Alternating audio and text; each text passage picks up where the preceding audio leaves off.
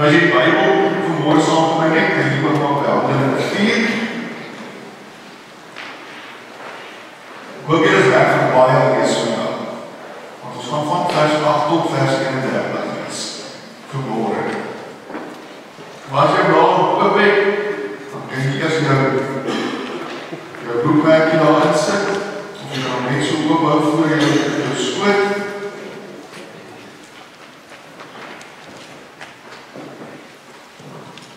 Ek dink terug aan die week wat verby is. Eintlik moet ek sê, ek dink terug aan die week voor die week. Ongelooflike gewydingsweek wat ons gehad het. Ons kon stil raak hier by die 13 krystasies. Ons kon daar ons gedagtes vir die Here gee. Ons kon daar met die Here praat. Ons kon iets ervaar het van dit wat die Here deurgemaak het. Ek weet nie die van julle wat wel die krystasies bygewoon het nie. Dit was 'n ongelooflike ervaring. En dan vat ons op 'n stapie verder die Vrydag. Laasweek Vrydag, goeie Vrydag.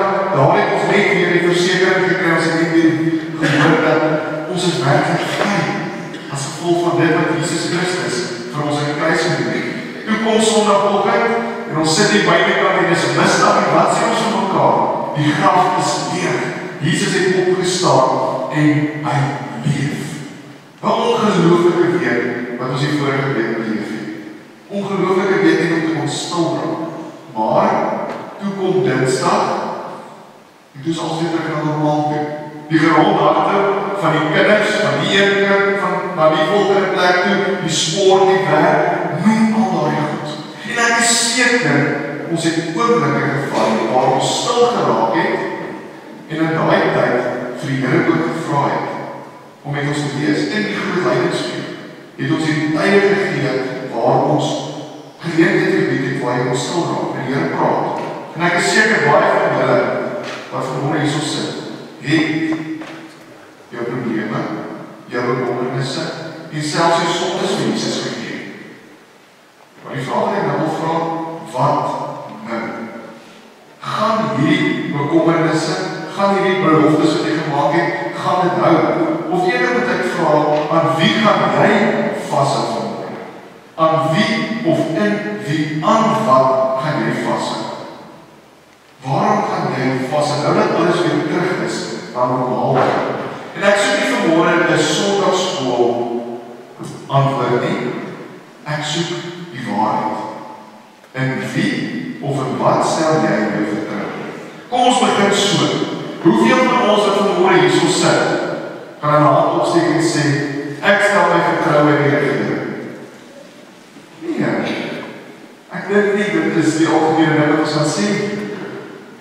Ons kan wel sê, ja, ons is verskriklik lief vir Suid-Afrika en vir die mense van Suid-Afrika, maar die regering, ons vertrou dit nie. Ons vertrou dit nie een oomblik nie. Ek is veilig om te sê dat niemand van ons wat hierso sit, sal ons vertrou in die regering en die regering se mense sit. Hoekom nie? Want hulle sê nie een ding en dan doen die ander ding, of hulle doen net sommer niks. Nou wie van julle vanmôre hierso sit en sê, jy kan jou vertroue sit in daardie nuus wat jy elke dag kry om te lees. Dit is ons die plek waar ons inligting vandaan kry, is reg? Dis ons ingelig is. En die koerant en die nuus vertel ons altyd die waarheid en net die waarheid. Ek weet ook nie so mooi van hierdie ding nie. Ek is ook nie helemaal gemaklik om te sê dat ek vertrou die nuus nie. Want hulle vertel nie altyd die waarheid. Wie kan vanmôre sy hand opsteek en sê, ek het vol vertroue in my werkgewer en in my werk? Ja, dit is debatteerbaar. Dit is moeilik. Want as ons kyk na wat die situasie in die wêreld is almal van ons nie 100% seker dat ons nog werk gaan hê vir die volgende paar jare. Almal begin ons swaar kry. Wie van julle wat sê, ek sit my vertroue in my gesondheid? Ek kan sê, ek moet goed lyk, ek draf, ek eet gesond. Mense sê ons, as jy net 'n gesonde leefstyl kan handhaaf, dan sal alles goed gaan vir jou. En dan kom siekte. Of jy word gediagnoseer met een of ander tipe siekte. Kan jy jou gesondheid vertrou? Ja, maar ook nie altyd nie. Kan jy jou kerk vertrou? Kan jy jou vertrou in die kerk sit? Natuurlik! Dis ons die kerk, dis ons kerkie. Maar ek het al baie keer gehoor van mense wat seer gekry het as gevolg van kerkmense. Hoor mooi wat my sê. Ek dink die kerk sou beter plek gewees het sonder mense. Maar ek dink, Pieter, hoe kan jy so iets sê? Verstaan hoe mooi wat ek sê. Wanneer ons vandag in die kerk sien ons die kerk bestaan uit mense uit. Die kerk is vol mense soos ek en jy wat foute maak.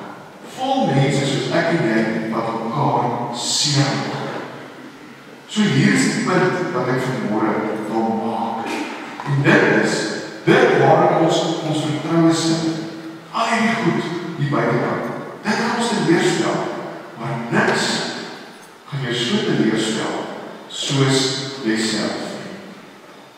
Niks gaan jou so teleerstel soos jyself. Want ons kan nie konstant wees nie. Ons het hier ongelooflike wonderlike weekie agter ons gehad. Hierdie week waar ons stil raak, waar ons tot God kom nader, meer as die ander weke, want daar was ons geleenthede gegee. En soos ek gesê, jy het jou sondes, jy het jou gedagtes, jy het jou hart vir die Here gegee. Jy het gesê ek wil verander. En ek wonder net, hoeveel van julle wat vanmôre hier sit, is nie al klaar teleurgestel van jouself, van Dinsdag af tot nou toe nie. Vriende, iets moet verander. En dit is ons moet verander. Psalm 20 vers 7 tot 8, koning Dawid het geskryf 3000 jaar terug. En ja, hy gee nie vir ons die sondagsbelang wat sê, dit weet ek, die Here sal aan sy gesalfde die oorwinning gee. En die heilige hemel verhoor die Here sy gebed. Die Here gee deur sy groot mag aan hom die oorwinning. Sommiges vertrou op strydwaans en ander op perde, maar ons vertrou op die naam van die Here ons God. Dit is ons hierdie. Ek glo en ek vertrou op God. Ek sit al my vertroue op God. En wanneer ek sê ek glo op God, dan weet ek ons God sal my teleurstel nie. Hy sal my nooit teleurstel. Maar doen ons dit regtig? Vertrou ons regtig op God met alles wat hier binne ons is. Hier is die punt in die preek waar jy baie eerlik moet wees met jouself. Hier is die punt in die preek waar ons onsself die moeilike vraag moet vra. As ons sê ons vertrou op God, dan beteken dit ons glo in God, ons glo in Jesus. En ons sê dikwels, ons het daardie persoonlike verhouding met Jesus. En ja, dan dink ons as ons glo in Jesus, is ons reg. Baie keer sal jy vir iemand vra, maar verduidelik vir my geloof, wat is geloof? En dan sal ons antwoorde kry soos, geloof is om in iemand te vertrou. Dis waar, maar is ook nie waar nie. Want daar is 'n verskil tussen geloof en vertroue. Geloof is dit wat jy het, en vertroue is dit wat jy doen met dit wat jy het. Hoor jy mooi? Geloof is wat jy het, en vertroue is dit wat jy met dit doen. Kom maar verduidelik dit verder. Toe Jesus hier op die aarde was, het hy 12 mense gekry om hom te help. Ons noem hulle disippels. Daai 12 mense het saam met Jesus gegaan en saam met Jesus geloop. Omtrent die tyd toe Jesus 30 en 33 jaar oud was, die 3 manne saam met Jesus beweeg. Ons sien Jesus is gevange geneem, valslik beskuldig, aan 'n kruis gesterf, maar voor dit het hulle vir 3 jaar saam met Jesus geloop. So hy het gesien wat Jesus gedoen het. En kan ons sê die mense het 'n verhouding met Jesus gehad? Natuurlijk. Hulle het saam met Jesus geëet, hulle het saam met Jesus gebly, hulle het gehoor wat hy gesê het, hulle het die wonderwerke gesien wat hy gedoen het. So hierdie mense was saam met Jesus, hulle het saam met Jesus beweeg. Hulle was eintlik in Jesus se binnekom. Ons kan sê, hulle het hierdie intieme persoonlike verhouding met Jesus gehad. En dit het hulle verander. En ek dink aan Matteus, die tollenaar. Hy sit op die tafel en Jesus kom en Jesus sê vir hom, volg my. En hy los alles wat hy doen en hy volg vir Jesus. En daar verander in Matteus plaasgevind? Natuurlijk. Net so ook in al die ander. Daar het 'n verandering in hulle plaasgevind. Maar die vraag is, dink julle daai verandering gehou? Het hulle daai verandering behou? En die antwoord is nee, hulle het nie. Ons sien toe Jesus daar in die tyd van Getsemane was was hierdie 12 baie gewees. En toe die kom om hom gevange te neem, toe is hulle bang en hulle skrik. En nadat Jesus gevange geneem is, het hulle eintlik mekaar net gespat. Baie van hulle het aan wegkry, ander het gevlug, party het gedop, dit kwam Petrus, hoeveel keer hy gesê, ek ken hierdie man nie, ek weet nie hierdie man nie, ek het nooit so hierdie man geloop nie. So hulle het weggehardloop, hulle het weggekry, en hulle het selfs getwyfel. Ons sien later, die twee Emausgangers, hoe Jesus saam met hulle loop, en daai gesprek daar plaasvind, en hulle sê, ons glo Jesus, maar Jesus is nou dood, so waarom glo ons nou?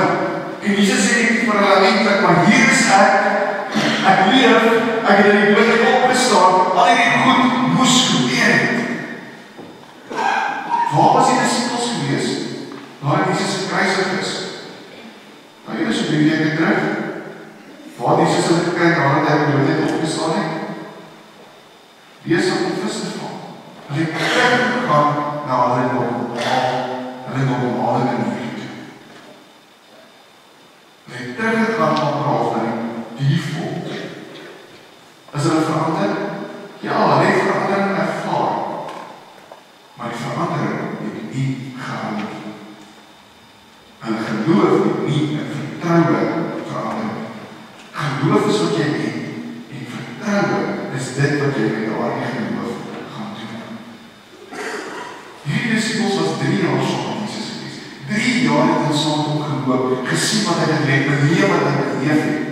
Hulle kon vashou aan dit wat Jesus gedoen het, maar hulle kon nie vashou aan hierdie verandering wat in hulle lewe plaasvind. En ons sien, Jesus het uit die dood uit opgestaan. Jesus verskyn aan sy disciples, en wat sê Jesus vir hulle? Ek gaan opvaar na die hemel, maar ek gaan iemand stuur om by julle te wees. Dis nie wat julle gaan vertoes, dis nie wat julle gaan bemoedig, dis nie wat julle leiding gaan gee. En ons weet ons wie dit was die Heilige Gees gewees. Jesus het opgevaar na die hemel, sy disciples was 10 dae na Jerusalem toe, daar het hulle gewag, daar het hulle gesit, en daar het die verandering plaasgevind. Nou, hierdie manne, wat eens bang was, iets het met hulle gebeur. 'n verandering het hulle plaasgevind. Hulle was eers bang geweest en hulle weggekry, en nou staan hulle op, en hulle is reg met die woord te verkondig. Ek dink aan Petrus en Johannes, hulle gaan na die tempel toe om te gaan bid. Toe hulle daar op die tempel kom, sien hulle 'n verlamde man wat hier sit.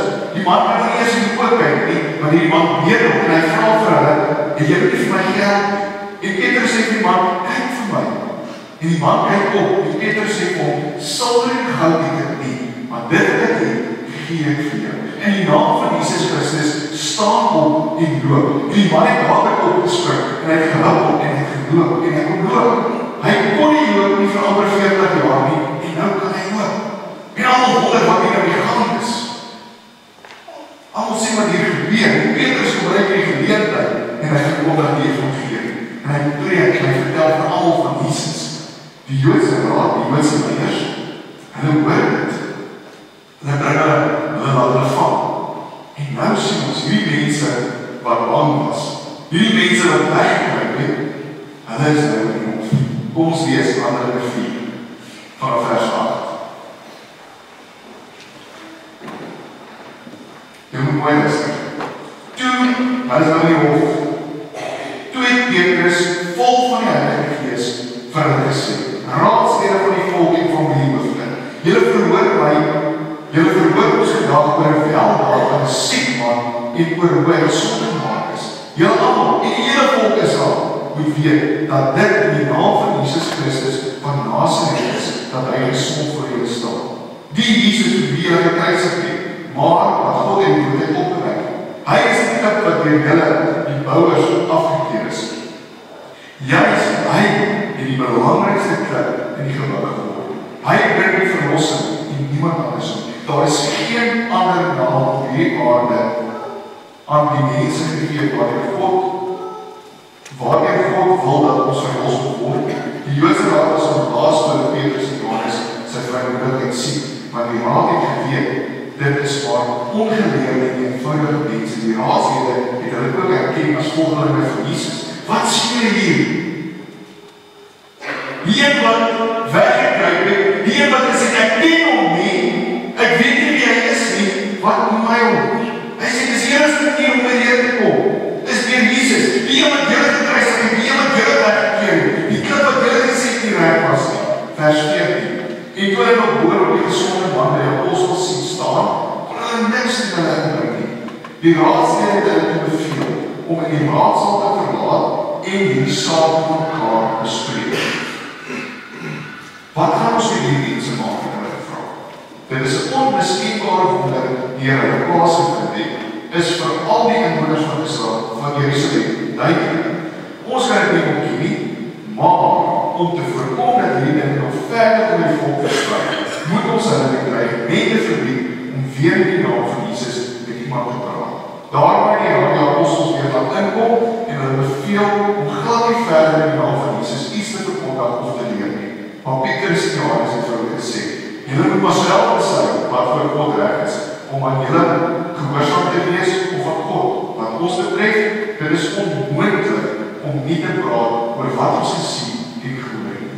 'n Ongelooflike verandering wat binne die mense plaasgevind het. Nadat die raad die apostels daarby met ernstig gedreig het, het hulle losgelaat. Hulle het dit gedoen omdat hulle geen rede kon vind om hulle te straf en vanweë die houding van die volk, want al die mense het God geprys oor wat daar gebeur het. Die man wat deur hierdie wonder gesond geword het, was immers al 40. Nadat Petrus en Johannes losgelaat is, het hulle na die medegelowiges gegaan en vir hulle vertel dat die priesterhoofde en die familiehoofde alles wat hulle gesê. Toe hulle dit hoor, het hulle almal saam tot God gebid en gesê, Here, dit is U wat die hemel en die aarde gesien en alles wat daar is gemaak het. En U het die Heilige Gees by monde van ons voorvader Dawid U dienaar gesê. Waarom het die heidene nasies tekeer gegaan en het die volk sinloos beraam? Die konings van die aarde het in opstand gekom en die heersers het saamgespan teen die Here en teen sy gesalfde. Dit is wat werklik in die stad gebeur het. Herodes en Pontius Pilatus het met heidene nasies en die volk Israel saamgespan teen die heilige dienaar Jesus, wat deur U gesalf is. En hulle het alles gedoen wat U voor my beskik en besluit het. En nou Here, hy moet regel ons. Gee dat die dienaars met volle vrymoedigheid die woord sal verkondig. Laat die hand genesing bring en laat daar tekens en wonders plaasvind deur die naam van die heilige dienaar Jesus. Nadat hulle dit gebid het die plek waar hulle by mekaar was geskik en hulle is almal by die Heilige Gees vervul en die vrymoedigheid vervul en die vrymoedigheid die woord van God verkondig. Dis wat hulle nie bid nie, wat eintlik my oog gevang het. Hulle het nie gesê Here beskerm ons nie. Hulle het nie gesê Here vernietig hierdie mense, stuur die vuur en verniel hierdie mense nie. Waarvoor het hulle gevra? Die vrymoedigheid om die woord van Jesus te kan verkondig. Hulle het gevra, Here, gee vir ons die geleentheid. Maak geleenthede sodat ons die woord kan verkondig en die evangelie kan verkondig. Iets wonderliks gebeur met die mense. Iets het met hulle gebeur dat hulle verandering ondervind wat hulle in 3 jaar se tyd nie beleef het. Iets het met hulle gebeur, nie eers in daai 3 jaar toe Jesus by hulle was, het hulle nou gekry. Wat het gebeur? Hulle vertroue van geloof het vertroue geword. Waar? God was nie meer net aan die buitekant nie, maar God was nou hier binne hulle. En baie van ons wat vanmôre hier sit sal sê, weet jy wat sal wonderlik wees? Sal wonderlik wees as Jesus nou hier kan instap in die kerk. Ek wil vir Jesus met my eie oë sien. Ek wil met Jesus gesels. Ek het vrae wat ek vir hom wil vra. Dit sal wonderlik wees as Jesus met daarin kan wees. Wonderlik wat hy kan doen. Maar sal dit? Sal dit regtig 'n verandering in jou lewe bring? Maar weet jy wat? Dit wat ons nou het, is baie beter. Jesus aan die buitekant is nie genoeg nie. Dit is 'n proses wat moet gebeur van binne af buite toe. Om te sê jy glo in Jesus is nie genoeg nie. Vriende, jou geloof moet in vertroue verander. Dit moet hier van binne af kom.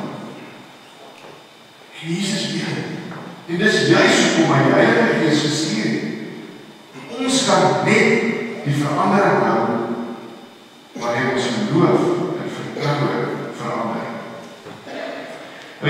ek het hierdie tou op die voorhand. Nou kom ons sê, hierdie tou is oneindig lank. Julle het al die video gesien van Francis Chan.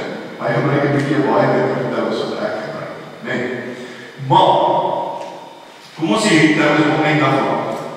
Hierdie tou gaan 300 miljoen keer op die aarde. Dis hoe lank die tou is. Gelukkig het ek die voorpunt wat ek hier kan vas. As ons so na die tou kyk, sal jy sien, hier is 'n rooi gedeelte. Hierdie rooi gedeelte, wat is dit? Dit is jou lewe. Kom ons kyk waar het gaan. Hier is jy gebore. Maar, kyk jy waar op wangetjies jy gebore is, ne? Dit is dit prachtig. Hierdie jou eerste tree. Wie jy kan jou fiets ry. Dit is die eerste keer dat jy jou fietsie kan ry, sonder sy wieltjies. Dit is wonderlik. Wauw. Hier gaan jy skool toe. Hier krijg jy die eerste soep. Wat een wonderlijke eerste soep was dit nie geweest. En dan sien ons, jy begin te werk, jy trou, jou kinders word gebore, jy word een pa van ouma, en dan kom jy op die punt waar jy sien, toe ek klein was, en ek het gedink, iemand is 70, en hulle stop ook, maar ek is nou 70, en ek voel eindelijk nog so goed. So hierdie vriende is jou leven. Hierdie, dat ons so kan alle trek, wat is dit? Dis die eeuwigheid. En dis baie, dis lang. En hier sien ons, hier word jou lewe en die eeuwigheid aan mekaar verbind. En die enigste een wat dit kan doen, is wie? Dit is Jesus Christus. Jesus Christus is die enigste een wat jou lewe aan die eeuwigheid kan verbind. Maar waar is ons fokus? Ons fokus is nie hier nie. Waarom fokus ons? Op hierdie. Ons dink aan al die probleme wat ons nou het. Ons dink aan al die goed waar ons nou gaan. Hoekom ek? Hoekom nou? Waarom? Ek wens ek kom hier 'n beter tyd gehad. En ek wens nie dat jy kan hier lekker bly wees nie. Dis waar ons fokus is. Maar dit is nie waar ons fokus moet wees nie. Want jy wil nie los wees van die ewigheid. Dis nie waar jy wil wees nie. Maar ek het 'n stukkie gaan afsluit wat los is van die ewigheid. Kyk hoe maak hierdie punte. Sien jy dit? We gaan uitraf. Dit is nie vastgebind aan die ewigheid. Baie van ons is so. Ons is nog redelijk oké. Maar ek het anders stukkie wat ek al rukkie terug gaan afsluit. Kijk hoe dit uit. Jy sien al die stuk tyd wat so uitgeraaf is, en dan jy dink, dit is ek. Dit is precies ek daar. Of jy sit hier en jy sê, man, ek is nog verraai, ek is nog nie. Vriende, hoor my. As jy los gaan wees van die ewigheid, gaan jy so raak. Dit is net 'n kwessie van tyd. Dit is nie waar ons wil wees nie. Ons word by mekaar gehou deur Jesus Christus. Ons lewe in ewigheid word by mekaar gehou deur Jesus Christus. Vir ons, om nog steeds deel te kan wees van die ewigheid, om gekoppeld te kan wees in die ewigheid, moet ons sê ons geloof, maar geloof gaan nie genoeg wees nie. Geloof moet oorgaan en vertroue. Geloof moet jou stuur om iets te kan doen. Geloof moet jou laat vertrou dat alles reg sal wees. 2 Timoteus 1 vers 12 sê, om die rede lei ek ook hierdie dinge, maar dit skryf my nie af nie, want ek weet op wie ek vertrou. En ek is daarvan oortuig dat hy magtig is, omdat hy aan my toevertrou het, tot op die dag dat hy weer in stand sal hou. Ek glo hom. Ek is oortuig. Hy is wie hy is. En daarom glo ek en daarom vertrou hom. Ware geloof kom in vertroue. Dit gaan nie oor wat jy het nie, maar dit gaan oor wat jy gaan doen met wat jy het. En dis wat Paulus vir ons sê. Hy sê, ek het geglo, ek is oortuig, ek weet hy God kan alles doen. kan jou lewe aan Jesus te vertrou. Jy kan hom te vertrou. Aan wat hou jy vas? Almal van ons kyk na ons lewens en ons besef dat ons moet aan iets vashou. Iets anders as onsself. Want ons kan onsself die hele tyd lees. So waarom hou jy vas? Of van wie hou jy vas?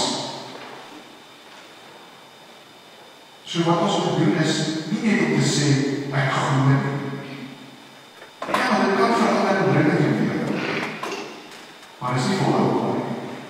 Hierdie geloof, hierdie verandering moet dan vertroue toe verander. En die eerste deel wat kan gebeur is die werking van die Heilige Gees. Glo jy vandag dat Jesus Christus uit die dood het opgestaan het? Glo jy dat Jesus aan die regterkant van God sit? Glo jy dat die Here in die Here se lewe? Glo jy dit? As jy dit glo, moet hierdie geloof oorgaan in vertroue. Gaan jy die Here vertrou? Kom ons kyk na die volgende.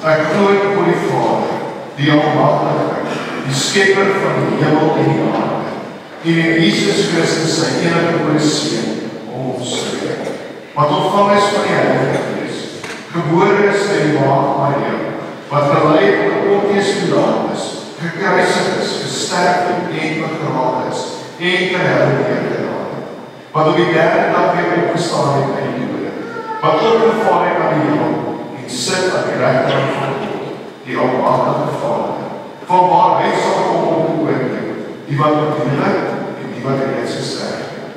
Ek glo in die Heilige Gees, ek glo aan 'n heilige algemene Christelike kerk, die gemeenskap van die heiliges, die vergifnis van sondes, die opstanding van die vlees en die ewige lewe. Here, dit is waar ons glo. Dit is waar ons vashou. Dit is wat verandering in ons lewe bring. Ja, maar ons wil hierdie verandering ook volg. En daarom, wanneer ons nou hierdie goed sê, wanneer ons aan die vashou, wanneer ons vashou om geloof, dan ons op ons sê, Here, ons sal nie vertrou. En ons weet, maak nie saak wat aan die gang is nie, maak nie saak wanneer ons kan nie, dankie dat ons weet, dat die van binne af ons sal kom verander. Sodat geloof, dit wat ons het, sal verander en vertrou in dit wat ons gaan doen. Dankie dat Here dit soveel kere, soveel verskillende opsigte vir ons opwys. Dankie dat ons dit kan vashou. Dankie vir geloof, maar dankie ook vir vertrou. Ons bid dit in die naam van Jesus Christus.